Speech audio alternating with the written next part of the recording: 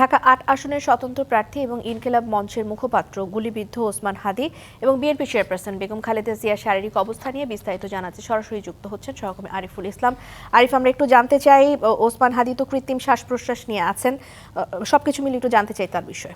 দেখুন, গতকাল রাতেই চিকিৎসক কিন্তু জানিয়ে দিয়েছিলেন এই ওসমান হাদীর তার যে গুলিবিদ্ধ, সেই গুলিবিদ্ধ হওয়ার ৭২ ঘন্টা পরবর্তীতে আসলে বলা যাবে যে তার শারীরিক কন্ডিশনটা কী অবস্থা রয়েছে। কিন্তু ৭২ ঘন্টা কিন্তু এখনও পার হয়নি, তাই আসলে চিকিৎসকদের সঙ্গে কিন্তু আমরা যোগাযোগ করার চেষ্টা করেছি তার সবশেষ পরিস্থিতি, শারীরিক অবস্থা কী সেসব বিষয়। কিন্তু তারা কিন্তু বলে দিয়েছেন যে পরিবারের কাছে জানার জন্য, বা পরিবার এখন পর্যন্ত কিন্তু এখানে আমরা দেখিনি কাউকে যে আমাদের সঙ্গে এসে কথা বলার, বা আমরাও যোগাযোগ করার চেষ্টা করেছি, তাদের তরফ থেকে আসলে কোনো ধরনের রেসপন্স পাওয়া যায়নি।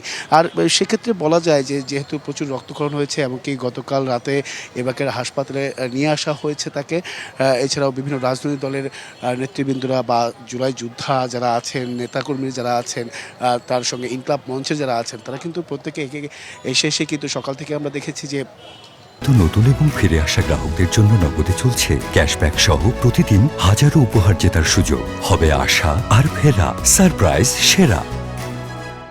তারা খোঁজ খবর নিচ্ছেন, এমনকি অনেকেই বিভিন্ন ধরনের বক্তব্য তুলে ধরছেন এই গণমাধ্যম কর্মীদের সঙ্গে। বরাবরই বলছেন যে এটা আসলে আওয়ামী লীগের কার্যকলাপ, এমনকি নির্বাচনকে বানচাল করার জন্যই এই ধরনের কর্মকাণ্ড চালাচ্ছে।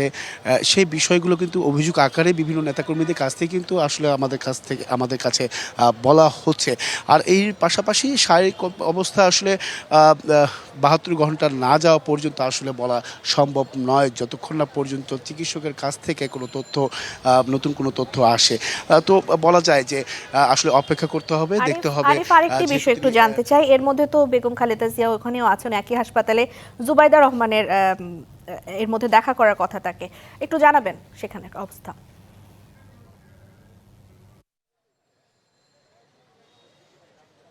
নিশ্চয়ই, সকাল থেকে কিন্তু আমরা অপেক্ষায় ছিলাম যে বিএনপি চেয়ারপারসন বেগম খালেদা জিয়ার পুত্রবধূ তিনি আসলে কখন আসবেন। এখন অবধি কিন্তু এবারের হাসপাতালে এসে পৌঁছানি। তিনি প্রতিদিনই রুটিন মাফিক এসে তার শারীরিক বা শেষ পরিস্থিতি বা সবশেষ পরিস্থিতি পর্যালোচনা করেন। নিবিড় পর্যবেক্ষণে আছেন, যেহেতু তার একটি মেডিকেল বোর্ড কিন্তু বসা হয় প্রতিদিনই। সেই মেডিকেল বোর্ডের আসলে প্রেক্ষিতেই তুলে ধরা হয় তার সবশেষ পরিস্থিতি। তো এখন আসলে দেখার অপেক্ষায় যে জুবাইদা রহমান কখন আসবেন। তো এই ছিল এখান থেকে সবশেষ। পরবর্তীতে নতুন তথ্য আসলে আপনার সাথে যোগাযোগ করা হবে। আরিফ, ধন্যবাদ আপনাকে।